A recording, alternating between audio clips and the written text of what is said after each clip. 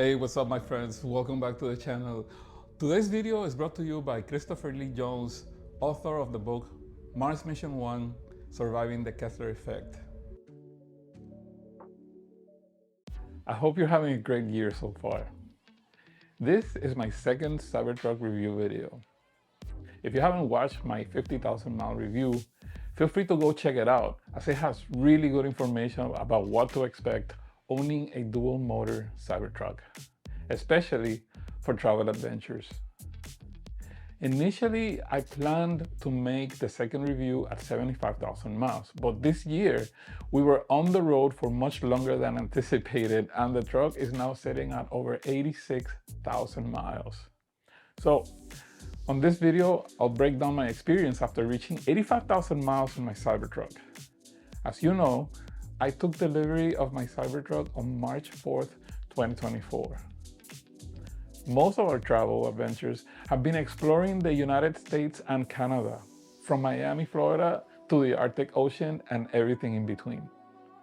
Lots of fun and crazy travels. My Cybertruck is slightly modified for exploring beautiful and remote landscapes. As you may already know, I made some adventure-specific updates to my truck. I added an adventure rack, a rooftop tent, an RV high-performance Starlink dish, essential survival gear, and an electric cooler and a freezer. So join me as I cover my experiences during the first 18 months of Cybertruck ownership. We'll do a quick recap of my first 50,000 miles and everything else that went down until now. On this video, I'll cover an unexpected breakdown in California this year on July 2025, and a high voltage battery pack replacement at the end of August. When I took delivery, Cybertrucks were really rare. I have one of the first few 100 Foundation Series Cybertrucks owned by a Tesla customer. As you know, seeing a Cybertruck on the road, the reactions were overwhelmingly positive and met with excitement. But now, the Cybertruck is more common on the road, at least here in the United States. So let's start with range and energy use. The Cybertruck's original rated range was 318 miles. Back in December 2024, the estimated range of my Cybertruck was 309 miles, with 50,000 miles. When I was close to 80,000 miles in July, the estimated range was about 305 miles. With 90% of my charging being at Tesla's DC fast chargers, it has been incredibly convenient for non-stop travels. Surprisingly, the loss of battery capacity was minimal. I never did a battery balancing procedure, so 305 is what the car's estimated range was at the moment in July. At 50,000 miles, my Cybertruck was charged 25,625 kilowatt hours. Today, after 36,000 additional miles, at 86,000 miles, I charged it another 23,475 kilowatt hours for a total of 49,103 kilowatt hours of charging. My Cybertruck average watt hours per mile is about 525. Before I had the adventure rack installed, it was about 471 watt hours per mile with the off-road tires. This number may seem high, but like I said on my previous review, I do a lot of highway driving and I don't drive slow. I get this asked a lot. How far can you drive? Well, I always tell people that the answer isn't straightforward with so many variables. The range is impacted by things like weather, elevation changes, type of road, and the driving style. Last year, I towed an Airstream trailer for 3 hours driving 163 miles between 55 to 65 miles per hour. The battery went from 95% to 2%. Driving uphill to Mammoth Lakes from Los Angeles, I was able to drive 120 miles. Driving on the Dempster Highway from Dawson City to Eagle Plains in Canada's Yukon, I drove 9 hours at an average of 35 to 40 miles an hour on a single charge. On a flat highway at 75 miles an hour, I get about 230 miles. Speed and elevation impact range the most, but the tires and aerodynamics also play a big role on efficiency. After all the modifications, my efficiency dropped about 25%. But it mostly depends on driving speed. Driving slow, it matters less. Driving fast, it matters more. I expired the basic limited warranty of my Cybertruck in December 2024 at 50,000 miles, and the restraint system warranty at 60,000 miles shortly after. The battery and drive unit warranty is 8 years or 150,000 miles, whatever comes first. To me, this is the most important warranty, and I still have that coverage. During the past 9 months, I added 36,000 miles to my Cybertruck by going out on more travel adventures in the United States and Canada, and also attending really cool EV community events. One of my favorite experiences, however, is still the drive to the Arctic Ocean last year. That was incredible. If you haven't seen it, check out the Arctic Expedition summary video right here. My overall experience after the first 50,000 miles owning the Cybertruck was not much different than today. We traveled the continent multiple times again, visited dozens upon dozens of new remote camping locations, attended multiple events in the United States, and overall had a really good experience with the Cybertruck. However, as we started driving back from California to return back to South Florida, I had an unexpected failure a couple of months ago that forced me to pull over in a remote desert area. I had to get towed over 90 miles to the closest Tesla service center in Upland, California, due to a fault in the Cybertruck power conversion system, also known as the PCS. To my surprise, although the PCS is a critical component to manage the powertrain, it is only covered by the basic limited warranty, not the powertrain warranty. This was both surprising and concerning to me, mainly because I have seen multiple Foundation Series Cybertruck owners online reporting having a failure of the PCS. Because none of them have their basic warranty expired, Tesla fixed their PCS free of charge. The problem I have with this is that A, without the PCS, you can't drive the truck. And to me, that is a critical component of the powertrain. And B, I have seen this failure of Foundation Series trucks only, which makes me think that this may be a known early production issue that should be recalled in good faith for early Cybertruck adopters. I even spoke to some master technicians and Tesla higher-up employees that were under the assumption that the PCS should be covered under the powertrain warranty. But the warranty contract seems to explicitly exclude any component that is not the actual high-voltage battery pack or the electric motors. At the end, Tesla agreed to give me a refund towards the PCS repair, but I hope that this is addressed in the future. After the PCS was fixed, I continued our travels. But instead of going back home, I decided to stay on the road for a bit longer. Before I continue, let's go back and recap the issues I had after the first 50,000 miles and notable Cybertruck features. The only real problem I had during the first 50,000 miles was the tonneau. The tonneau cover was misaligning after a few uses, and I had to recalibrate it from the service menu. Tesla replaced the faulty parts of the tonneau with revised parts, and it has never failed again. One more thing I always like to mention in relation to the tonneau cover is this.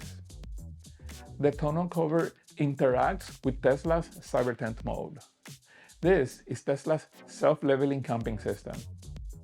Normally, self-leveling forces the tonneau open to make room for their tent configuration. This means that you can't close the tonneau when the truck is self-leveled. Ideally, you'll want to self-level but have the ability to keep the tonneau closed, especially when you are camping or tailgating. While exploring, we camped in wildlife areas, so leaving the tonneau open wasn't an option for us. I shared this with Tesla's Cybertruck team last year when I met them in Palo Alto, California, and the Tesla team agreed to make closing the tonneau optional in a future update, but it has not been added as a feature yet. So for now, my workaround on this is to follow 3 steps that allow me to self-level and still be able to close the tunnel.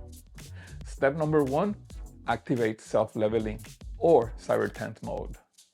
Step number 2, once leveled, enable jack mode to prevent the suspension from moving again.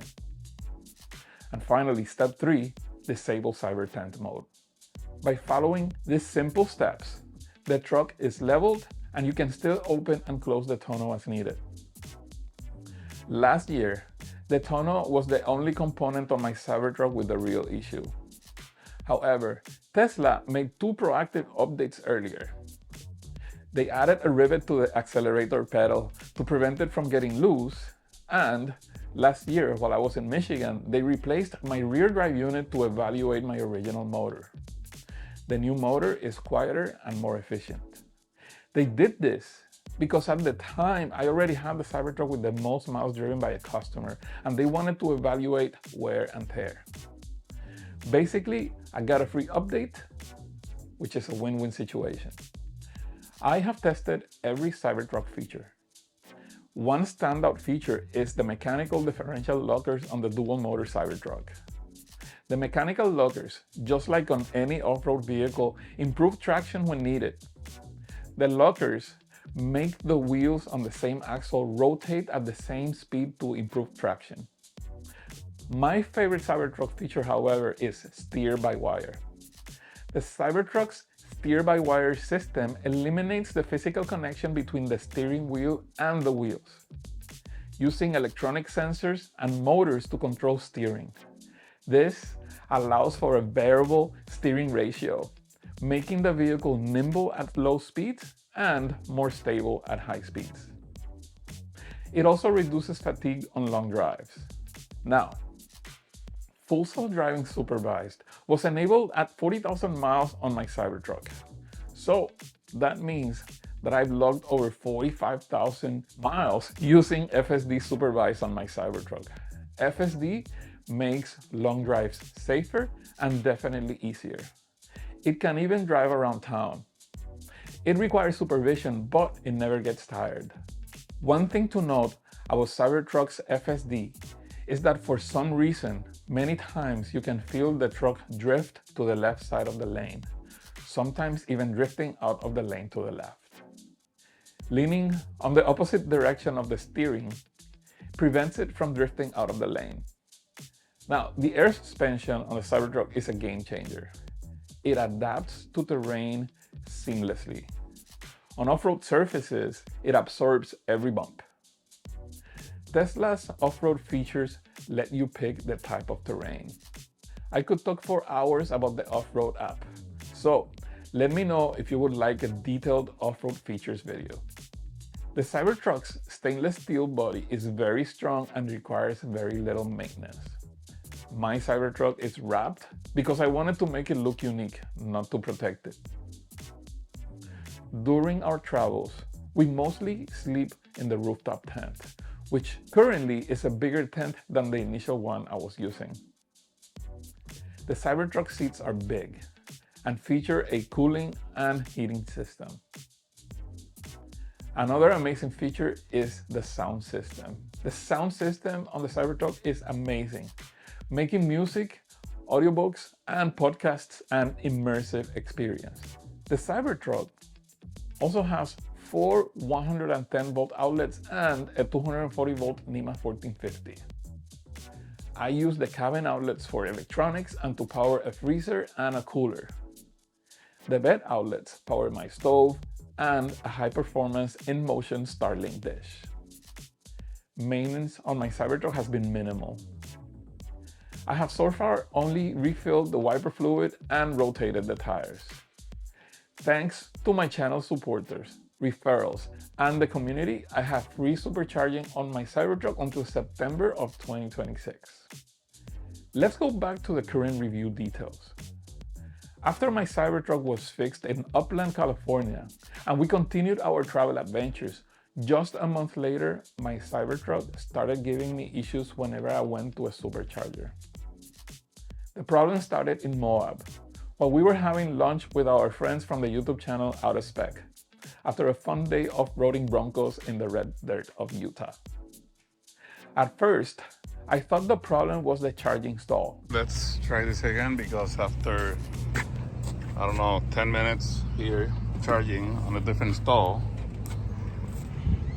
it stopped working. It said that stall 1B was bad, so I parked at stall 1A and that's not working, so it failed. So let's see if stall 2A works. It's like beginning to charge and now it's charging, so hopefully this one holds. All right, we may have an alert here. Unable to charge, disconnect and retry.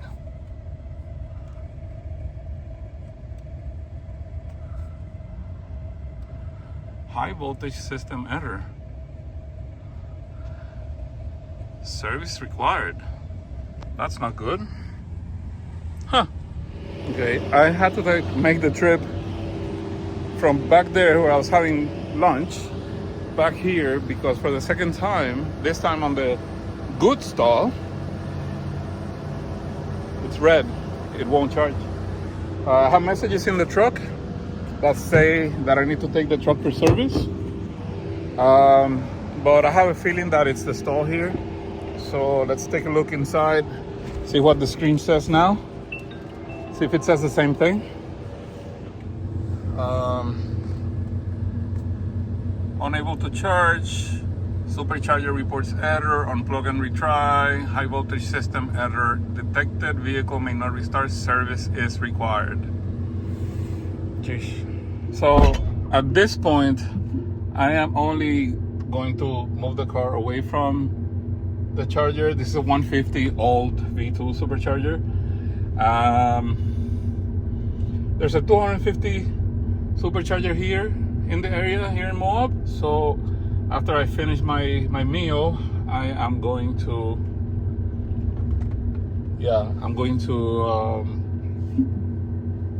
see if the 250 works, because this is not really working right now, which is unfortunate. At this point, things are just not looking good. This is basically a catastrophic failure. Well, we need to confirm with the Tesla team. So I went to change it and it happened again.